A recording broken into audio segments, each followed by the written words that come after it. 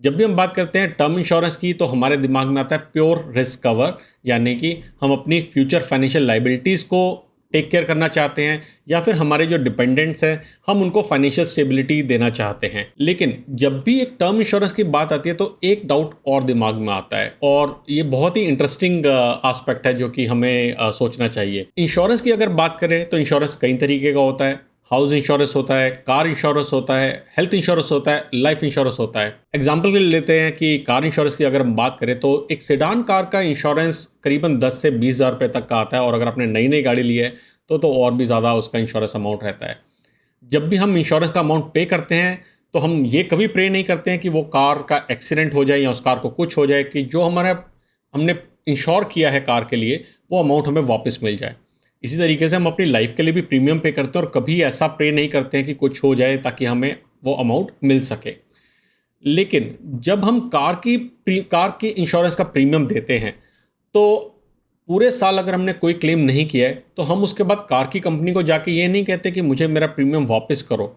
और ये सिनेरियो पूरा चेंज हो जाता है जब हम लाइफ इंश्योरेंस की बात करते हैं, क्योंकि हमें ऐसा लगता है यार ये पैसे तो वेस्ट चले गए, कुछ हुआ नहीं तो पैसे मिले नहीं, और कुछ नहीं होने पे हमारी जो प्रीमियम है वो पूरा पूरा वेस्ट हो गया। और इसी कारण जो लाइफ इंश्योरेंस कंपनीज हैं एक छोटा सा ऐसा पैरामीटर डालती हैं, या मैं आपको सही बात में बोलूं तो वो छोटी सी ऐसी आपको गुठली देती हैं जिसे बहुत सारे लोग लेने को रेडी रहते हैं। मैं आज दो पर्टिकुलर इंश्योरेंस कंपनीज के प्लान्स के साथ आपको एग्जाम्पल के साथ समझाने की कोशिश करूंगा कि कैसे वो गुठली आपको 25 से 30 लाख रुपए महंगी पड़ती है।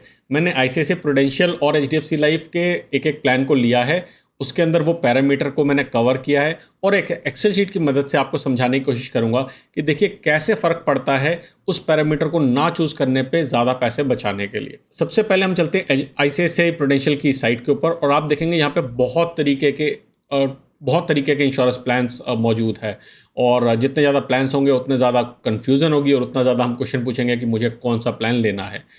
मगर अभी हमारा फोकस है टर्म इंश्योरेंस के ऊपर, और यहाँ पे आप देखेंगे टर्म इंश्योरेंस में हमारे पास दो तरीके के प्लान हैं। एक है टर्म लाइफ कवर और दूसरा है term plan return of premium, और यही वो गुठली है जिसके कारण आपको नुकसान होने वाला है, जो कि हम वीडियो में आगे समझेंगे। सो टर्म लाइफ कवर और term plan return of premium मैंने आईसीआईसीआई एचडीएफसी का दोनों लिया है।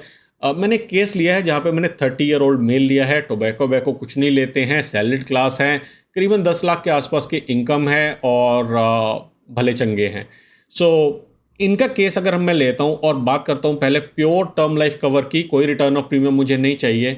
सो मेरे पास वहाँ पे 1 करोड़ के लाइफ कवर के लिए, जो कि सबसे ज़्यादा लोग 1 करोड़ का लाइफ कवर लेते हैं, मेरा मानना ऐसा नहीं करना चाहिए, बट एनीवेज उसके लिए एक अलग वीडियो बनाएंगे। पॉलिसी टर्म लिया हमने 35 ईयर्स, आज 30 ईयर एज है, 65 ईयर्स तक कहते हैं कि मुझे फाइनेंशियल सिक्योरिटी देनी है। और इसके बाद हमने लिया है कि रेगुलर पे कर रहे हैं, बेसिकली 35 साल की ड्यूरेशन के लिए हमने प्लान को लिया और 35 साल तक हम इसका प्रीमियम पे करेंगे। तो हमारे पास अमाउंट निकल के आता है 15,145 रुपीज़ का। प्योर ये टर्म कवर है। अगर आपको कुछ नहीं हुआ इन सालों के अंदर तो आपको कोई भी पैसा या फिर आपके नॉमिनीज को कोई भी पैसा नहीं मिलने वाला है। दूसरी तरफ इसी प्लान का मैंने वो जो गुठली वाला प्लान है वो लिया है जहाँ पे रिटर्न ऑफ प्रीमियम है।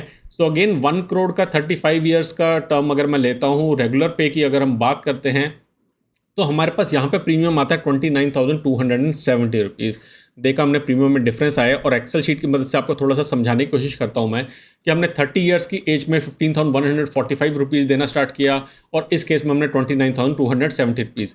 सेकेंड ईयर ऑनवर्ड्स थोड़ा पैसा कम देना पड़ता है जहाँ पे भी रिटर्न ऑफ प्रीमियम होता है। रीज़न क्या है नीचे मुझे कमेंट सेक्शन में बताएं। अब हम बात करते हैं कि अगर हमने ये दोनों प्रीमियम्स के अंदर डिफरेंस देखते हैं तो हमारे पास आता है 13,495 रुपीज़ का डिफरेंस सेकेंड ईयर ऑनवर्ड्स। और इसका मतलब क्या है? बेसिकली इसका मतलब ये है कि जो 28,640 रुपये थे उसके अंदर से 15,145 तो आपका प्योर रिस्क कवर हो गया, और बाकी का पैसा आपको इन्वेस्ट किया जा रहा है ताकि आपको रिटर्न ऑफ प्रीमियम मिल सके। अब पैसा वापस कितना मिलना है, इस केस में हमने देखा था यहाँ लिखा हुआ था 105% ऑफ द प्रीमियम, और इसकी मैंने एक इलस्ट्रेशन डाउनलोड करी है। मैंने अपने बहुत सारे वीडियोस में कहा है कि आप इलस्ट्रेशन को ज़रूर मांगिए। अगर आप किसी एजेंट के पास जाते हैं या आप ऑनलाइन साइट पर कोई प्लान देखते हैं तो उसका इलस्ट्रेशन ज़रूर डाउनलोड कीजिए।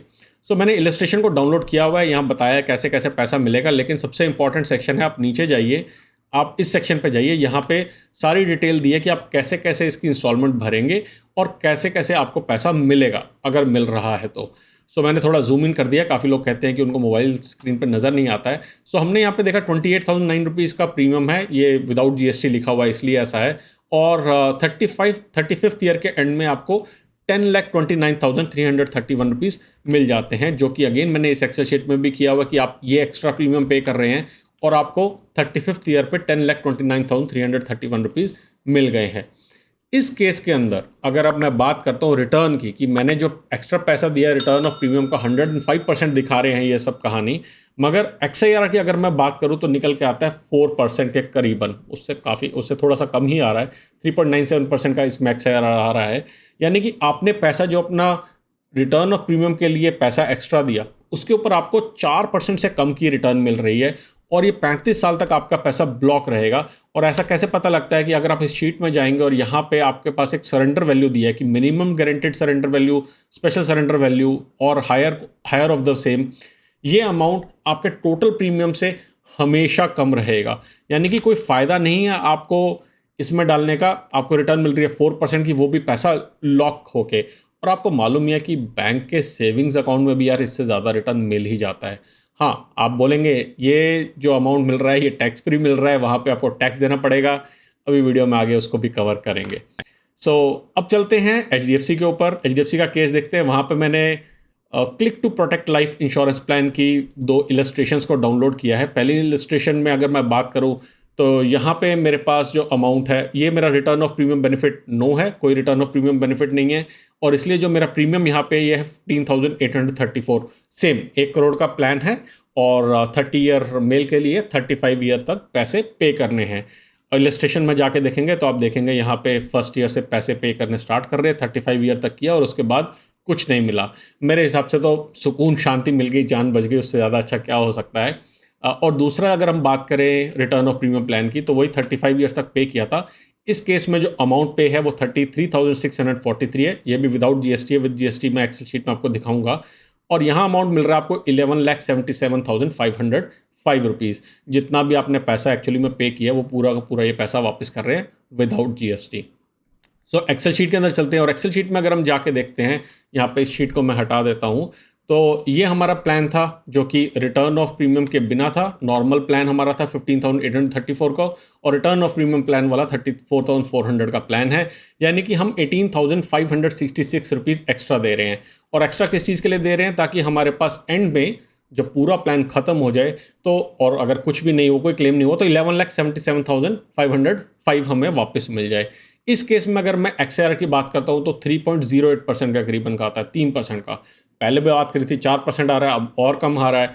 और मैंने कहा था सेविंग्स अकाउंट में भी इतना पैसा मिल जाता है। अब बात करते हैं कि एक्चुअली में क्या करना चाहिए और ये आपको कैसे घाटा दे रहा है। जो मैं बात कर रहा था 25-30 लाख रुपए घाटे की, कहीं तो बताना पड़ेगा ना। इसको रिवील करते हैं कि आपने जो टोटल इन्वेस्टमेंट करी है, ये सबसे पहला वाला मैंने केस लिया है, ICICI प्रूडेंशियल का केस लिया है। उसमें 5 लाख रुपीज़ के करीबन हमने टोटल इन्वेस्टमेंट करी थी। उसको छोड़िए, इग्नोर मारते हैं। मंथली हम कहते हैं कि आपने जो 14,125 रुपये का अमाउंट था, एक्चुअली में लास्ट ईयर वाला अमाउंट लेते हैं 13,495, ये आपने अमाउंट लिया है। ये अमाउंट को आपने इन्वेस्ट कर दिया है 5.75%, जो कि करंट रेट चल रहा है बैंक के फिक्स डिपॉजिट्स वगैरह का या RD का रेट चल रहा है, उसको कर लिया हमने। 35 ईयर तक आपने इस पैसे को इतने रेट पे डाल दिया है। रेट बढ़ रहा है ऐसा हम नहीं मान के चल रहा है, तो आपके पास जो फ्यूचर में अमाउंट आएगा वो 15,08,109 रुपये का अमाउंट आएगा। अब आइडली तो ये अमाउंट ज़्यादा है। जो भी हमारे पास वहाँ पे रिटर्न आ रही थी 10,23,000 के करीबन की रिटर्न थी। लेकिन अगर आप टैक्सेशन की बात करें, मैंने 30% टैक्स ब्रैकेट की बात करी है यहाँ पे, और लोग कहते हैं ना टैक्स के बाद जो पैसा फ़र्क पड़ेगा। टैक्स लगने के बाद भी 10,37,759 का अमाउंट हमारे पास आ रहा है। प्लस आपको फ्लेक्सिबिलिटी है कि आप जब चाहें इस पैसे को ले सकते हैं, इस पैसे को एज अ कोलेट्रल रख सकते हैं, बहुत कुछ कर सकते हैं। ये पैसे का कंट्रोल आपके हाथ में होगा, जबकि इंश्योरेंस के थ्रू लेने पे आपके हाथ में पैसा नहीं होगा। और अगर आप थोड़ा सा रिस्क ले सकते हैं, म्यूचुअल फंड वगैरह में इंटरेस्ट रखते हैं कि रखना चाहिए, SIP वगैरह करते हैं, तो बहुत ही नॉमिनल अगर मैं 10% का रिटर्न भी मान के चलता हूँ 35 साल के अंदर, 12-14% आराम से मान लेते हैं, मैं कहता हूँ 10% का रिटर्न भी मान के चलते हैं, तो आपकी रिटर्न बन के आती है 40,23,221 रुपये। और अगर उस टाइम पे भी अभी की तरह ही चलता रहा, जहाँ पे आपको 10% का टैक्सेशन लग रहा है, मैं 1 लाख की एग्जाम्प्ट भी नहीं हटा रहा हूँ उसके अंदर से, तो आपके पास टैक्स लगने के बाद भी 36,20,900 के करीबन का अमाउंट होगा। अगर आप डिफरेंस देखेंगे तो अप्रॉक्सीमेटली 25-26 लाख रुपीज़ का डिफरेंस आपको यहाँ पे नज़र आ रहा है। और ये मैं बात कर रहा हूँ ICICI वाले प्लान की।